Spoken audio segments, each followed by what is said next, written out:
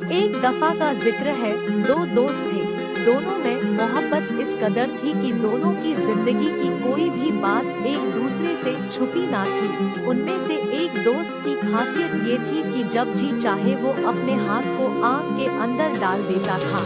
लेकिन कमाल की बात ये थी कि आग का उसके हाथ पर कोई असर ना होता था।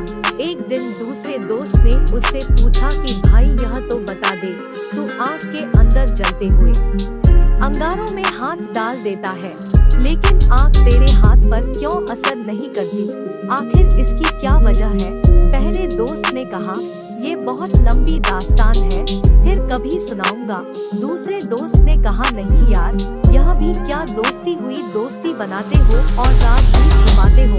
दोस्त तो वो होता जिससे कोई राज नहीं छुपता। पहले दोस्त ने कहा कि देख, तू जानता है मैं मालदार हूँ, मेरा बाप भी मालदार था। मैंने जब जवानी की दहलीज पर कदम रखा तो अल्लाह ताला ने मुझे हुस्नो जमाल खूब दिया था, ताकत भी और इज्जत भी। फिर यूँ हुआ कि एक रात गर्मी के मौसम में मैं अपने गेस्ट हाउस पर रात को घूमने के लिए घर से निकला तो मैं क्या देखता हूँ कि मेरे गेस्ट हाउस के बाहर एक निहायत ही खूबसूरत लड़की टहल रही थी। उसका चेहरा चांद की मीठी मीठा रोशनी में ऐसा चमकता नजर आया कि मैं उस पर दिल हार बैठा।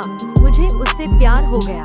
मैंने उससे कहा कि ऐ लड़की, मैं तेरे कदमों में दौलत के अंबार लगा दूंगा, बस मैं जो चाहता हूँ तू वह कर ले। लड़की ने मेरी एक ना सुनी। ऐसे ही दिन गुजरते गए, रातें गुजरती गई, जिंदगी तमाम होती गई। हालांकि यह हुआ कि मैंने कोई कसर ना छोड़ी, कोई रात कसर ना छोड़ी, मिलने की कोशिश करता रहा, मगर उसने मेरी एक ना सुनी। चंद दिनों बाद उस लड़की की एक गरीब घराने में शादी हो गई। वक्त गुजरता रहा, उस लड़की को 3 बच्चे हो गए। एक वक्त ऐसा आया कि हमारे इलाके में सूखा पड़ गया, फसलें ना उगी। मेरे वालिद ने मुझसे कहा कि बेटे, इस वक्त गरीब भूखे मर रहे हैं, तू अनाज और खाने पीने की चीजें उन्हें तकसीम कर आ। मैं बैठा हुआ था और लोगों को खाने पीने की चीजें तकसीम कर रहा था। मैंने देखा कि जिस लड़की को मैं चाहता था वह लड़की भी कतार में खड़ी थी। मैंने अपने नौकर को कहा, तुम तकसीम करो, मैं अभी आता हूँ। मैंने उसे इशारा करके अपने पास बुलाया और पूछा, ऐ लड़की, तो क्यों आई है? उसने कहा, ए नौजवान, मैं 3 बच्चों की माँ हूँ, मैं उनकी भूख नहीं देख सकती, मेरे बच्चे भूख से बिलख रहे हैं। तुझे मालूम है कि हर गरीब और मजदूर अमीरों के दरवाजे पर भीख मांग रहा है। मेरे बच्चों का तड़पना मुझसे देखा नहीं गया। मैं तेरे दरवाजे पर आ गई हूँ, खुदारा मेरी कुछ मदद करे। मेरे दिल में ख्याल आया कि आज ये मजबूर है, आज इससे जैसा कहूँगा ये वैसा ही करेगी, इसकी मजबूरी का भरपूर फायदा उठाऊंगा। मैंने कहा, ए लड़की, मैं तेरे कदमों में दौलत के अंबार लगा दूंगा, लेकिन मेरी एक शर्त है कि तू उस ख्वाहिश को पूरा कर दे जो पहले दिन मैंने तेरे सामने रखी थी। यानी नौजवान ने लड़की को सीधा सीधा जिन्हा करने की दावत दी, वरना सुनने सबको राशन मिलेगा और तुझे कुछ नहीं मिलेगा। उस लड़की ने कहा, अल्लाह से माफी मांग, थोड़ी देर की लज्जत के लिए इतना बड़ा गुनाह मत कर। लज्जत चली जाएगी लेकिन गुनाह बाकी रहेगा। मैंने उसकी कोई बात ना सुनी और फिर कहा कि या तो मेरी ख्वाहिश पूरी कर या वापस अपने घर लौट जा। जब कोई बात ना बनी तो वह वापस घर की और पलटी, और जब वह घर गई तो बच्चों ने कहा, माँ भूख लगी है। माँ ने बच्चों को तसल्ली दी, लेकिन बच्चे चुप ना हुए। फिर बच्चों की तरफ देख ना सकी और फिर वापस आई और बोली, खुदा के लिए मुझ पर रहम कर। मैंने फिर कहा, या तो मेरी ख्वाहिश पूरी कर वरना मैं तेरी मदद नहीं करूँगा। वो लाचार और बेबस होकर फिर वापस घर लौट गई। इसी तरह जब 3-4 बार खाली हाथ घर लौटती रही तो उसके एक बच्चे ने कहा, माँ, या तो हमारे लिए खाने का इंतजाम कर या फिर हमारा गला घोट दे।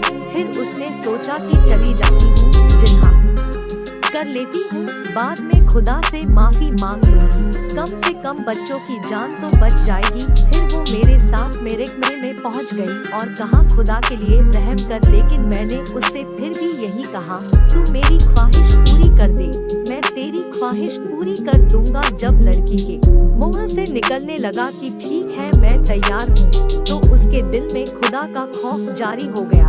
उसके दिल में ख्याल आया, जो ऐसी कहानियाँ देखनी है तो हमारे पेज को फॉलो कर लीजिए और वीडियो को लाइक कर दीजिए। अल्लाह के डर से गुनाह छोड़ दे तो अल्लाह उसको ऐसी जगह से रिज़्क देता है जहाँ से वो गुमान भी नहीं कर सकता।